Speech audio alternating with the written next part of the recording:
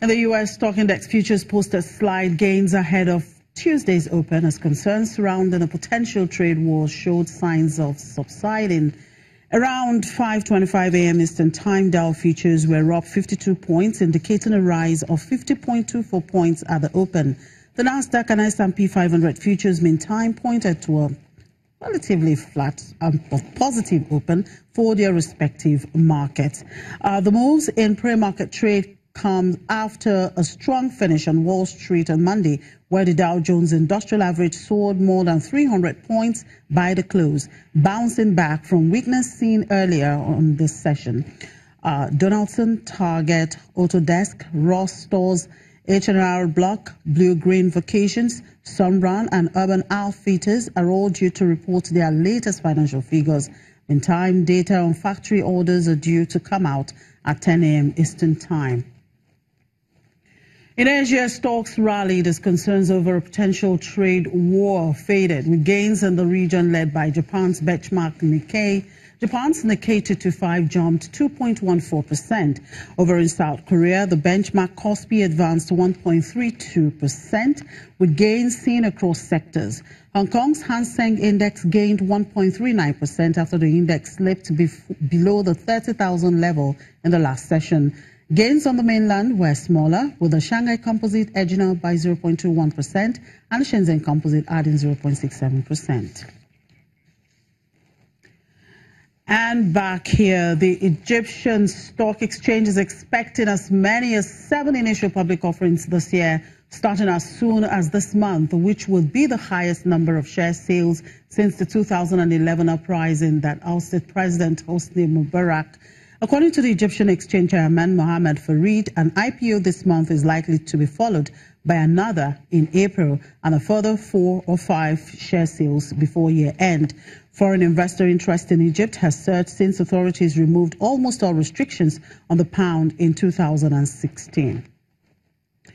And South Africa is considering a rand-denominated sukuk in the fiscal year starting April 1, after becoming the first African nation to issue a sovereign Sharia-compliant bond when it sold $500 million of securities in 2014. The rand sukuk will also set a benchmark for local corporate issuers to tap the market. South Africa is increasing issuance in domestic and foreign markets to help meet 197 billion rand of bond redemptions over the next 3 years and plug a stubbornly high budget deficit. In addition to introducing local currencies to sukuk, it plans to raise $3 billion in international markets over the next financial year starting April 1.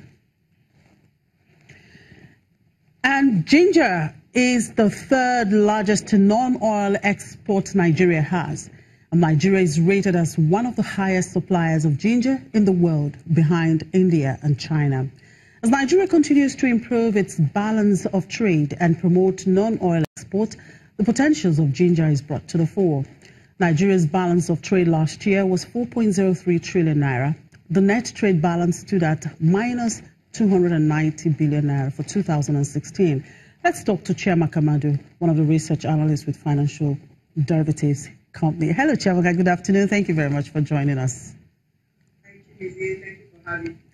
Now, Nigeria produces 40,000 metric tons of ginger annually, and the price has increased by 2% to about $3,600 per ton this year.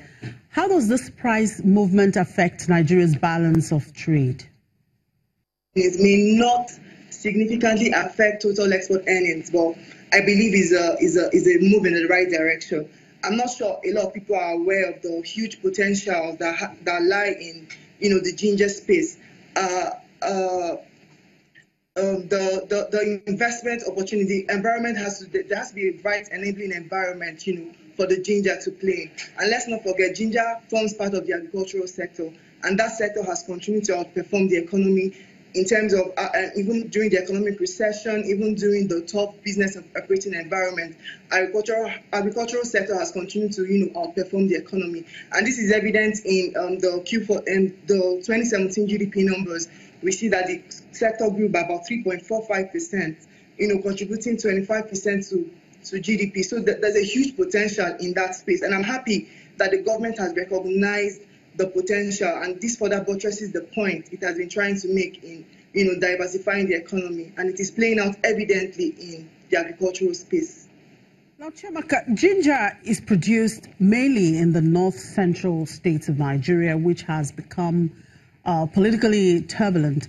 What is the impact of the unrest on the production, exports, and pricing of the product?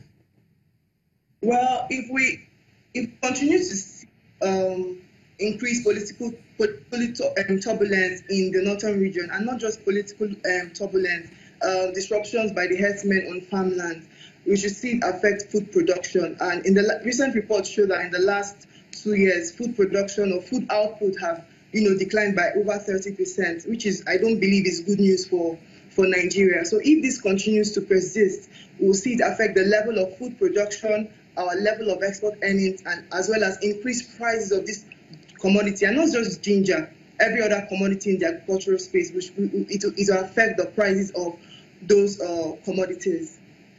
So what is the outlook for ginger in the global markets in 2018 to 2019? And is this an opportunity for vertical integration for Nigerian manufacturers? Well, I think that the outlook for ginger remains positive, both in the international market and in the domestic market. And the good news is that the international players and international consumers have already seen the health benefits of ginger. So international consumers, incorporate it in their daily meals. International manufacturers have factored it into their beverages and confectionaries. So we have the ginger ale, we have the ginger bread, we have the ginger cake. So this is something that the Nigerian manufacturers can actually think about through vertical integration and, factor it into their own beverages and confectionaries. But all in all, the outlook for, the ginger industries is positive, and I implore the government to see the huge potential that lies in the ginger space. And like I mentioned earlier, but there has to be a right enabling environment for ginger to thrive and become part of our major export earnings. But like I said, the outlook for ginger in 2019 and beyond continues to remain positive. All right, thank you very much for your time, Chiamaka. Chiamaka Madu is one of the research analysts with Financial Derivatives Company.